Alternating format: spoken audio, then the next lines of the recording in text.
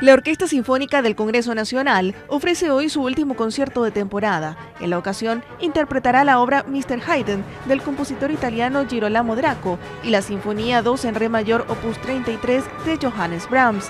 Será en el Teatro Municipal Ignacio Apane a las 20:30 con entrada libre y gratuita.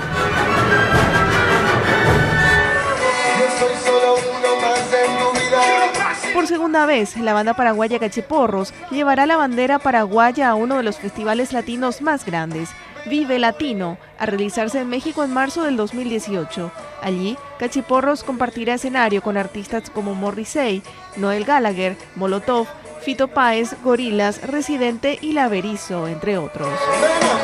Me enamoré, señoritas, y la vueltita, y la vueltita.